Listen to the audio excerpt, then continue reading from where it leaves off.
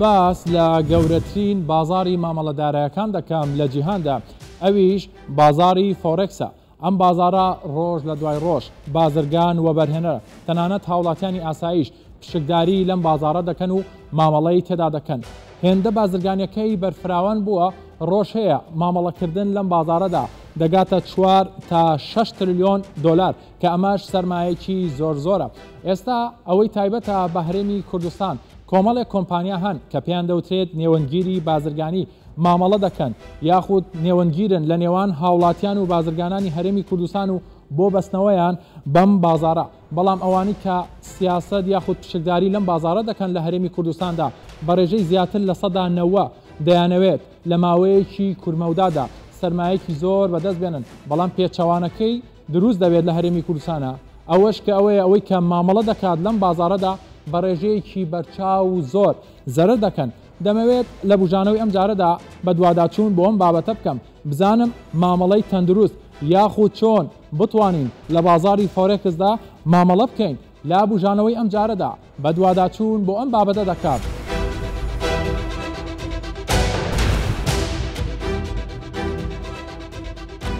تایبەت بە بازاری فۆرێکس لە هەرێمی کوردستان ئێستا بە شێوەیەکی بەرفراوان و بە شێوازی جیاجیا هەر کۆمپانیایەک بەناوێکەوە ڕێکلام بۆ ئەم بازرگانیا دەکات و لەژێر دروشمی ئەوەی کە دەتوانی لە ماوەیەکی کەمدا ببیتە خاوەن سەرمایەکی زۆر. هەر ئەمەش بۆتە زیان بۆ بەشێک لە هاوڵاتیان لە هەرێمی کوردستان.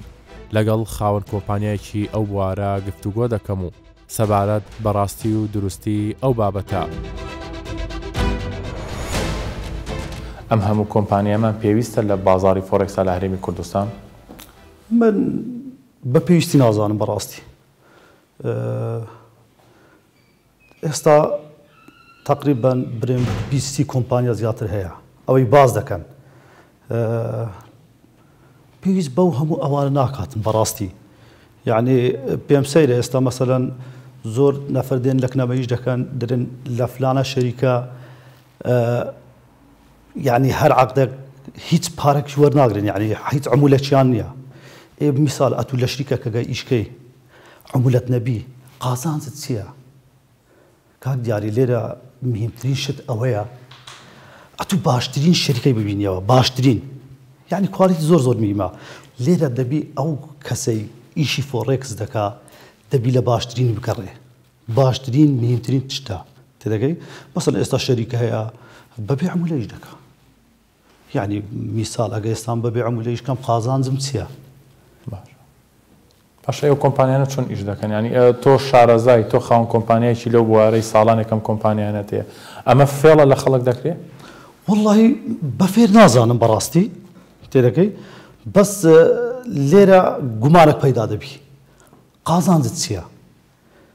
ئێستا موازەفەک دەچیت لە شریکەکیش دەکا بەبێ معاش نییە. پێم سەیرە مەسەلەن هەیە دێتەکنەمە دەرکاکە وڵڵا عمولە نییە، سپرێتی سفرە. باشەکە من عمولەم نەبێ، سپرێتم سفر بێ، سواپم نەبێ، قازانجم لە چێن دەریا؟ یعنی ئەو قازانجە تشتێک هەیە لەوەی، یعنی بەڕاستی منیش لە دوو ئەو تشتەی دەگەڕێم. زۆر پێم خۆشە ئەو تشتەی ببینم. ئەو تشتە چییە؟ مەسەلەن ئەتوو بێی لە کنە من ئیشکەی سواپت لێ وەرنەگرم، سفرێتت لێ وەرنەگرم، عمولەشت لێ وەرنەگرم و جار بەجار هەدیەشت دەدەمێ. زۆر باشە. شتێک زۆر زەق دەکرێتەوە، زۆر بارز دەکرێت لەناو بازاری فۆرێکسا دراوێکی دیجیتالیە بەناوی بیتکۆینەوە کە ئیتر کە هەر باسی دەکەی یەکسەر خەڵک بەلایەنێک بیر دەکاتەوە لەمە فێڵیان لێ کردوم، خەڵک سفر کراوەتەوە. ئەم بیتکۆینە بۆ وای لە خەڵکی هەرێمی کوردستان کرد؟ خڵی کاکە دیاری ئەستەن بیتکۆین هەر شاشەی بیتکۆینم نەدیتیا و ئیمانم پێ نییە. باشە ئێستام پێ دەڵێم 100 دلارم بدە حازری هەیە یەک بیتکۆینم بدەیە نییە، ئەمە بیتکۆینمان نییە و پێشم تەواو نییە. زۆر جارە بینین ئەبیستین لە هەواڵە بینی ومانە ئەوەی لە بازارەکەیان مامەڵە دەکات زۆربەی زەرەر دەکات. هۆکارەکەی چییە؟ هۆکارەوەیە پێت دەڵێم بە مەبلەغی کەم و لۆتی زیاد. مەسەڵەن 5,000 دۆلاری پێیە، لەو 5,000 دۆلارەی 4,000 بەکاردەینی. کاک دیاری 4,000 بەکاردەینیتن ئەوە حرەکەی هەیە بازار، یعنی بە بە پۆینت حرەکەی هەبی دەسووتێت $5 هەیە با معاملەی بە $200 بکە. ئەمە مطمئنم هیچ وەختێک تووشی زەرەری نابی. پێکێنەرە سەرەکیەکانی بازاڕی فۆرێکس JP مۆرگان بە ڕێژەی 110.78 UBS بە ڕێژەی 108.12 XTX مارکت بە ڕێژەی 107.58 دویچە بانک بە ڕێژەی 107.38 سیتی بانک بە ڕێژەی 105.5 HSBC بە ڕێژەی 105.50 جەمپ ترەیدین بە ڕێژەی 105.23 گۆڵدمان ساکس بە ڕێژەی 104.62 ستەیت ستریت بە ڕێژەی 104.61 بانکی ئەمریکا بە ڕێژەی 104.50. هەرکە باسی بازاڕی فۆرێکس دەکرێت لە هەرێمی کوردستان ناوی دراوی دیجیتاڵی بیتکوین دەهێنێت کە بۆتە مایەی زەرەر بۆ هاوڵاتیان. ئایا لەو بازاڕە تەنها مامەڵە بەدراوی دیجیتاڵی بیتکوینەوە دەکرێت یانیش کۆمەڵێ ئامرازی دیکە هەن کە بازرگانان یانیش هاوبەشانی ئەو بازاڕە دەتوانن مامەڵەی پێوە بکەن؟ لە هەرێمی کوردستان چۆن مامەڵە لە بازاڕی فۆرێکسا دەکرێت؟ بێگومان ئەو ئامرازانێکەوە بەکاردێنرێن یاخود بڵێن ئەو پلتفۆرمە بازرگانانێکەوە لە بازاری فۆرێکس بەکاردێنرێت هەمان ئەو پلتفۆرمێکەوە لە بازارە جیهانیەکان مەسەرەن دەدرێتە باشداروان و خود بڵێن بازرگان و بەرێنەکانی دەرەوە. ئەو خۆشبەختانە لە هەرێمی کوردستان ئەو پلتفۆرمە بازرگانیانە بەردەستکراون وروە لە ڕوانینی هەواڵ و وەروە شیکاریەکانیش بێگومان ئەم داتانە هەن. ئەگەر لە ڕوانگی ئەوە لێک دەینەوە شیکار و یاخود بڵێن ئەو هەواڵانێکەوە ئەم ئامرازانێکە پێویستن بۆ بازرگانیکردن لە بازاری دارایی لە بەردەستن بۆ بازرگانانی ناوەخۆ بێگومان هەم لە ڕوانگەی تەکنیکیەوە چەندین شیکاری هەنکەوە کاریگەری لەسەر ئەو بازارە دروستەکەن یاخود بڵێن دەتوانێت ڕوتی ئەو بازارانان دیاری بکەیت. لە گرنگترینان پێشبینی یاخود بڵێن شکاری بنەڕەتیە لە ڕێگەی داتا و هەواڵ ئابوورەکانەوە کە خۆشبەختانە لە هەرێمی کوردستانی دەتوانێت هەم لە ڕێگەی سایتە جیهانیەکانەوە دەست بکەوێت هەمیش لە ڕێگای زانیاریە بە زمانی کوردیش دەتوانێت دەست بکەوێت. ئەوەی تریش شیکاری تەکنیکی دەتوانێت لە ڕێگای ئەو پلتفۆرمە بازرگانانێکەوە لە هەرێمی کوردستان بڕۆکەرەکان یاخود بڵێن دەڵاڵانی فۆرێکس دەتوانن پێشکەشی بەشداروانی بکەن دەتوانین لە ڕێگەیەوە شیکاری تەکنیکی ئەنجام دەیت بە بەکارهێنانی ئامرازە تەکنیکەکان و وەروە پێوەرەکانی کە پێیوەستن بە شیکاری تەکنیکی.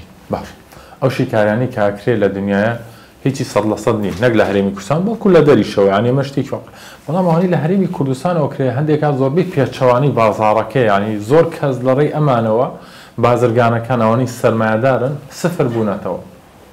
بێگومان ئێمە ناتوانین بڵێین ئەو بازرگانانی یاخود ئەو شرۆڤەکارانێکەوە لە هەرێمی کوردستان شیکاری دەکەن پێچەوانەی شیکاریانی دەرەوەیە بەڵکو بە پێچەوانەوە کەسانی باشمانەیە کە دەتوانن نەک تەنها لە ئاستی ڕۆژانەکەەوە لە فۆرێکس دەتوانین بڵێن بازرگانیەکی ڕۆژانەیە زیاتر بەڵام دەتوانن پێشبینی بۆ 3 ساڵ 4 ساڵی داهاتوش بکەن بۆ ئایندەکانی بۆ نرخینەوەی بۆ نرخی زیاد.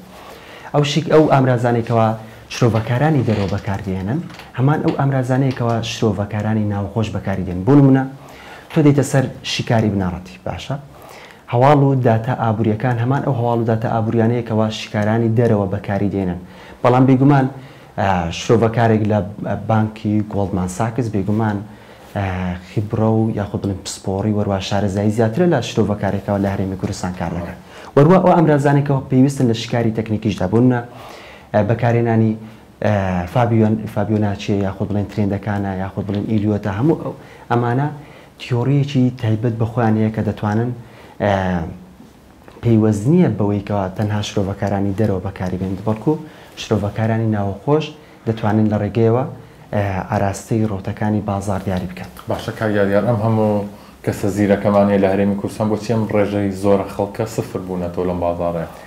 یەک گرفتی ئێمە گرفتی هەرە سەرەکی لە بازاری فۆرێکس یاخ بڵێن هەم بەگشتی لە هەرێمی کوردستانە نەک تەنها لە بازاری فۆرێکس بازاری ئۆنلاین بگرێت لە بازاری کلاسیکیشدا ئەوەی فیزیکی گرفتی تاکی ئێمە ئەوەیەکەوە دەیەوێت زوو دۆڵەمەند بێ ئەمەش لە بازاری ڕەنگە ئەو مامەڵانەی ئەو قەبارە مامەڵێکەوە لە هەرێمی کوردستان لە بازاری فۆرێکسدا ئەکرێت لە بازاری دەرەوە کەسێک بۆ شێوازە بۆن بە $1000 ئەو مامەڵەیە دەکات لە دەرەوە بە $10,000 ئەو مامەڵەیە دەکات ئەوەیە گرفتی هەرە سەرەکی ئێمە ئەوەیەکەوە چاومان لەوەیەکەوە لە ماوەیەکی کەمدا بین بە میلیۆنێر بێگومان ئەمە لە بازاری فۆرێکسدا ڕێگەت پێدا بەڵام تۆ دەبێت ئەوەش لە بەرچاو بگریکەوە لە ماوەیەکی کەمدا دەتوانێت سەرجەمی سەرمایەکە لەناو بات ئێمە هەمیشە پێشنیار یاخود بڵێن وەکو ڕاوێژ بە بەشداربوان دەدەینکەوە پێویست دەکات تەنها 2% ئەژمارەکەتان بخەنە مەترسی و بۆ هەر مامەڵەیە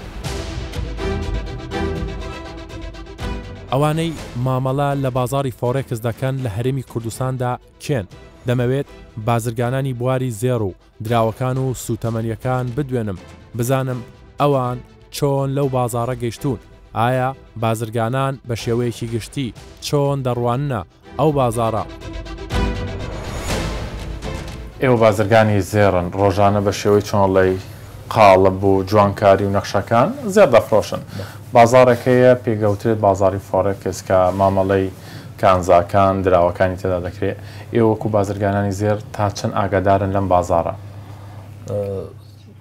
وەکو ئێستا کە زۆربەی زەڕەنگەرەکان و زۆربەی خەڵک بەعام یعنی تجارەت و بزنس لەو بارە دەکات لە بازاری فۆرێکس لە کڕین و فرۆشتنی پشکەکانە زێڕە معدنەکان بەعامە ئەمەش وەکو زەڕەنگران وەکو عامی خەڵک یعنی بەشێکی زۆری زەڕەنگران لەو بارەی کار دەکەن لەو بارەی تجارەتی خۆیان دەکەن و بەشێک پارەکان یاخسەنە ئەو تجارەتی فۆرێکس بەشێکی زەڕەنگرەکان ئەوەیە تجارەت بەس لە زێڕ دەکەن لەبەرەوەی بواری خۆمانە لەبەرەوەی زیاتر شارەزایمان تێدا هەیە و بەشەشی تجارەتی لە شتەکان لەو بابەتانە دەکاتن کە لەو فۆرێکسدا هەیە زەرەر و قازانجی بۆ ئێوە چۆنە وەکو بازرگانانی زێر تاکی دەوش هەروەکو تجارەتی هەر تجارەتشکە زەرەر و قازانجی هەیە زەرەر قازانجیە بەس ئەوەی ئەگەر بتوانانی مەسەلەن مامەڵەی دروست تێدا بکاتن قازانجی زیاتر لە زەرەری ئەوەی مامەڵی دروست تێدا دەکەوە ئەوەشی کە هاتی و قازانجەشی زۆر تێدا بکەوە ئەوە هەر نەچی زەرەری دەکاتن بازرگانێک چۆن بتوانێت مامەڵە بکە پێویستی بە ڕێنمایی نییە پێویستی بە ڕاوێژکار نییە لەم بوارەیە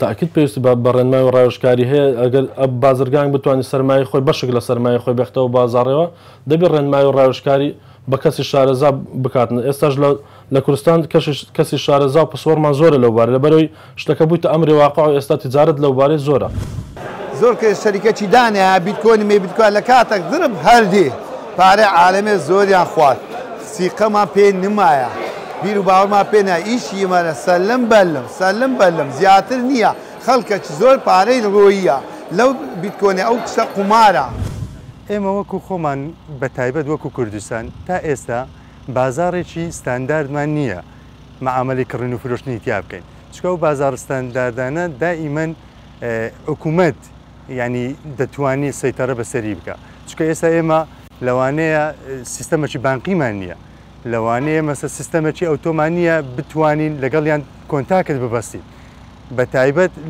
لەم سەردەما زیاتر ئەوەی ئێستا کڕین و فرۆشتنی پێوە دەکرێت فقط عەرز و تەڵەبە هەر کاتێک عەرز لە بازار زۆر بوو سعرەکان نزم دەبنەوە و هەر کاتێکی تەڵەبی لەسەر بوو بە تایبەت ئەو مۆسمەی کە بەرەو زستان دەچین ئێستا زیاتر ئەوەی کە باز دەکرێت باسی نەوتی سپیە نەوتی سپی ینی تاعەدێک ئەوەی کە حکوومەتی هەرێمی کوردستان کە باسی کردووە و هەڵساوە بە دابشکردنی نەوت بە سعرێکی وەک بڵێن نیوەی سعرەکەی خۆی نیوە شتێک کەمتریش یعنی زۆر تەسیری لە بازارەکە کردووە چکە ئێستا وەکو ئەمڕۆ یعنی بە 250,000 کڕین و فرۆشتنی پێوە کراوە ئەوە وەکو بە جوملە ینی وەک بڵێ بە کۆ ینی چەند ڕۆژێک پێش ئێستا پێش ئەو هەواڵێکە حکوومەتی هەرێم باسی کردووە سعرەکە نزیکەی 260,000 تا 265,000 دینار تایبەتمەندیەکانی بازاری فۆرێکس 24 کاتژمێر لە ڕۆژێکدا و 5 ڕۆژ لە هەفتەیەکدا بوونی نەختینێکی زۆر لە بازارەکەدا بازرگان دەتوانێت سوود لە بەرزونزمی بازارەکە وەربگرێت هیچ کەس ناتوانێت لەم بازارەدا بەتەنیا کار بکات واتە هەمووان بە شێوەیەکی یەکسان دەتوانن بە پێی بڕەکانی خۆیان مامەڵە بکەن فۆرێکس خێراترین مامەڵەی بازرگانیە لە جیهاندا. بازاری مامەڵەدارایەکان پێویستی بە زانیاری و دڵنیایی تەواو هەیە، بە تایبەتی بۆ بازرگانان و بەشداربوانی ئەو بازارە. کەسانی ئەکادمی و شارەزای بواری مارکتین لە هەرێمی کوردستان چی دەڵێن لەو بارەیەوە؟ بازار و مامەڵەکردن لە بواری داراییە بە شێوازی ئۆنلاین چییە؟ خۆی بازار ئۆنلاین ئەو ناوەندە بازاڕەیە کە تێدا لە ڕێگەی ئینتەرنێت یاخود لە ڕێگە تۆڕێکی ئینتەرنێتیەوە مامەڵێت پێوە دەکرێتن و کاڵا و خزمەت گوزاری و هەروەها ئەو بیرۆکانی تا ساغ دەکرێتەوە لە هەمان کاتیشدا دراویش هەر لە ڕێگەی ئەم بازارە ئۆنلاینەوە دەدرێت بە خاوەن کاڵاکە یاخود خاوەن بیرۆکە یاخود خاوەنی ئەو خزمەت گوزاری هەیە. دکتۆر ئەم مامەڵەکردنە لە بازاری ئۆنلاینە چۆن ڕۆئەدات؟ میکانیزمی هەیە چ جۆرێکە چ ڕێگایەکە؟ یەکێک لە ڕێگەزەکانی بازاری ئۆنلاین بریتە لە برەودان یاخود پرۆمۆشن. ئەم پرۆمۆشنە لە ڕێگەی ئەدڤەرتایزینگەوە ڕکلامەوە ئەنجام دەدرێتن بۆ ئەوەی خاوەن بەرهەموو بیرۆکە و کاڵاکان لە ڕێگەی پرۆمۆشن و ئەدڤەرتایزینگەوە دەگەینن بە وەرگران. وەرگرانی لێرەدا ڕاستە خۆ لە بازاری ئۆنلایندا کۆنتاکت دەکات لەگەر ئەم بەرهەمە و دەیکڕیتن و پارە دەداتن. زۆر جار لێرەدا کۆمەڵێک شدێتە کۆمەڵێک کێشەمان بۆ ڕوبەڕوو دەبێتەوە. ئەو کێشانە خۆی لە چیدا دەبینێتەوە بۆ نمونە تۆ ئەو کاڵایە نابینی، ئەم کاڵایە نابینی یان ئەو بابەتە نازانانی چێت تەنها دەیکڕی یاخود جارێەوە بە وێنەیەکە یاخود بە پەیامێکی ڕێکلامی تۆ دەچی ئەو بەرهەمە دەکڕیتن. بەدەر لە کاڵا و بەرهەمانی کە بەڕێستان باسی کرد شێوازی ڕوودانەکەی بازارێکی فراوانمان هەیە فۆڕێکسە مامەڵی دارایی تێدا دەکرێت کانزاکانی تێدا دەکرێت بەڵام ئەوەی هەیە تایبەت بە هەرێمی کوردستانە. ئایا بۆ ئەم بازارانە هیچ ڕێکارێکی یاسایی یاخود یاسایەکمان هەیە تایبەت بەمان؟ خۆی بەنسبەت ئەم بازارانە کە پێدەگوترێت بازاری داراییەکان لە زۆری وڵاتان بڕوا پێکراو نین. لە وڵاتانی عەرەبی تەنها وەبزانم لە مەغریب و لە مەسر بڕوا پێکراون و کۆمەڵێک یاسای بۆ دەکراوە بەڵام لە زۆرێک لە وڵاتان هەر حرامیش کراوە. دەتوانین بڵێن ئەم بازارانە هیچ ئەسڵ ئەساسێکی زۆرجار پێوە دیار نییە. لە پڕدا دەبینی کۆمەڵێک کەس ئەو داهاتە دارایی یاخود ئەو دارایی هەیە سفر دەبێتەوە. لەبەر چێ لەبەر ئەوەی کۆمەڵێک ڕێسا نییە بۆ ئەوەی پاپەنجیان بکاتن. بۆ نمونە کە کەسێک دەچێت مامەڵە لەگەر ئەوە دەکات نازانین کۆنتاکتی لەگەڵ چێە، نازانیتن مافەکانی چین و لە بەرامبەردا ئەرکەکانی چین. بە پێی ڕاپرسیەکان بێت بە شێوەیەکی نهێنی زۆرترین بەکارهێنەرانی بازاری فۆرێکس لە شاری دهۆکە لە هەرێمی کوردستان، بەڵام ئەوەی دەردەکەوێت بەکارهێنەران لەو شارەدا بە ڕێژەی زیاتر لە 90 تووشی زەرەر دەبن. ئەمەش هۆکاری سەرەکی بۆ شێوازی مامەڵەکردن دەگەڕێتەوە لەو بازارەدا. خەڵک زیاتر لە چیە مامەڵە دەکات لە سنووریان پارێزگایە؟ سەیدۆ زیاتر مامەڵە لەسەر یورۆ، پاوەند و زێر بژنتە گۆڵد کۆ XAU USD کۆ ئەو ڕەمزێ گۆڵدیە و هەندێک جۆژی بۆرە بتر چنە سەهمە وەک داو جۆنسە نازداکە بەس نزبۆ پتر و خوان بژین و جیهانیان مامەڵە لەسەر یورۆ تێتاکردن چونکی بازرگانی ئەوروپا ماستەرش بازرگانی هەمی دەوڵەتێتی. ئەی بۆچی لەناو دراوە ئەلکترۆنیەکانە بتکوین زۆر بەناوبانگە دەڵێن خەڵک زۆر سفر بۆ فێڵ لە خەڵک کراوە، ئەمە چۆنە باسەکەی؟ بۆچی سەیدۆ نسبەت بتکوینە کەمسەکانی هیستوریۆ بتکوینی سارەکە گەلێکۆ کێمش بۆ هەیەکی گەلێکی کێم بلند بوو معنەوەی فرسە زەنگین بوونێ خەڵێکی زردکات پترە ئەوجۆ خەڵێک بشێوەیەکی گەلێکی زۆر داخلی کریپتۆکارنسی بوون. کریپتۆکارنسی هەمی سپۆتە هەی فیوچەر جو ئەفتشتە هەمیەت ناودا هەین لە هەزرە هەندێک بوون کۆ gelek coin list bun yani coin وقتی لیستت بن او دهزر کن کوابج نفسی bitcoinی دیچته وان سعرت سعرت نوکا کو bitcoin چوی وی شکلی خالق هشوخو خالق هشوخو کوبشن داخلی کریپتوکارنسی بن و فورکس هندك يعني بون من gelek و فورکس جبیرت کر داخلی کریپتوکارنسی بس او ضرره ات کریپتوکارنسی دا تهدا کردن gelek فترتش یا فورکس دا بوچی چونکی ده هزر کاتن ده کمیه کاتشتی کردن یعنی عدد کوینات کردن وقت عدد كوينو كريسبوتا ده هي تلويري نشرتها او مشروع ديش نوبش نشرتها جدي زەنگمینانی وەکی فڕسایگە بخۆت بینە و ژیانجی هەمی فڕسانینە. باشە ئێستا خەڵک هەر مامەڵی تێدا دەکات مامەڵە دەکەن بە بتکۆینەوە یا کەمە ڕێژەکەی خۆ دێ شکلایکە بۆش بکەم بتکۆینە. ئێستا مشکیلە ئاریشەی ئەم بازارە چیە لە کوردستانە؟ زانی مشکلە چیە؟ ناوە کوتێ ناگەهن خوفێر ناکەن. خوفێر ناکەن ینی بوو نمونە یەک دێتن سوشیال میدیایدا دەبێژتن بەزی بەحسی قازانجی کرد.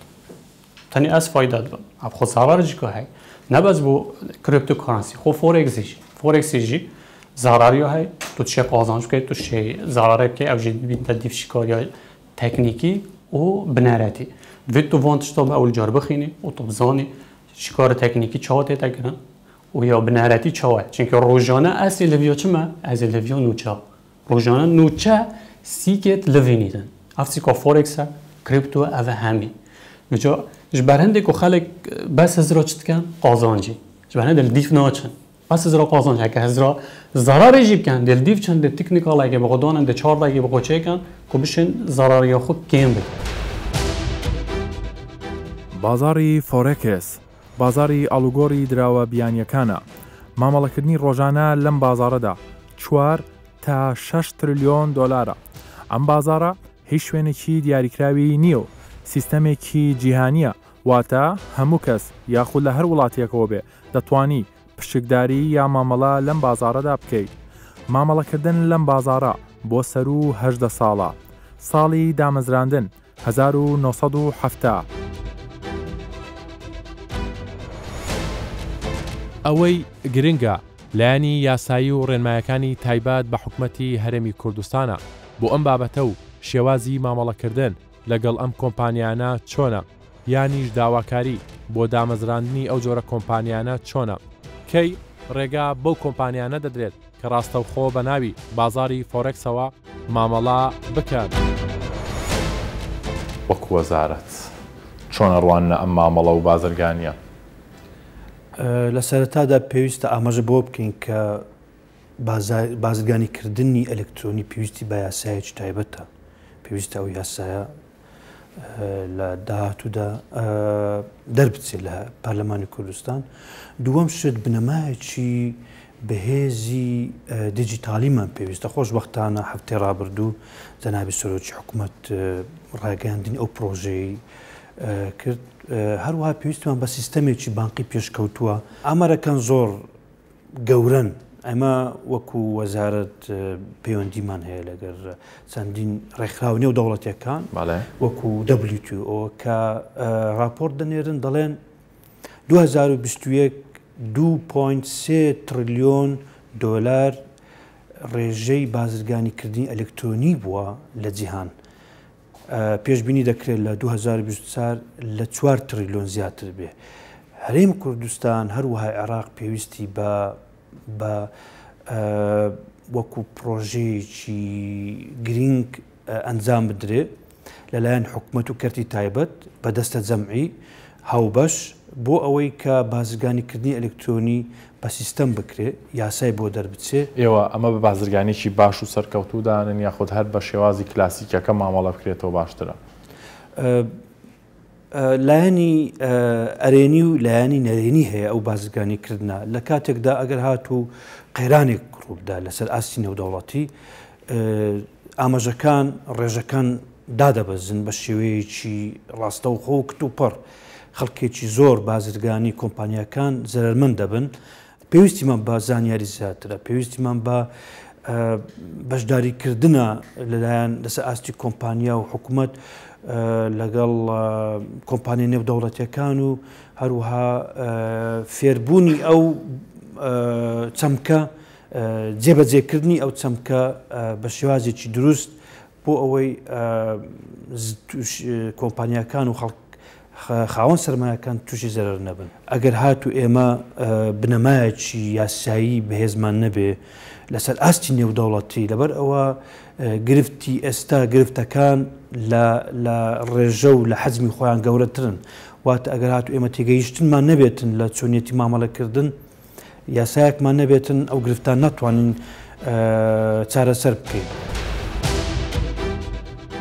سنتەری بڕیاردان لە بازاری فۆرەکس و کاتەکانی کارکردن نیویۆرک لە کاژمێر 3 دوای نیۆڕۆ تاکو 12 شەو، بۆرسەی لەندەن لە 10 بەیانی تاکو 7 ئێوارە، بۆرسەی تۆکیۆ لە 3 بەیانی تاکو 11 شەو، بۆرسەی سیدنی لە 1 شەو تاکو 9 بەیانی، بۆرسەی هۆنگ کۆنگ لە 9 بەیانی تاکو 6 ئێوارە.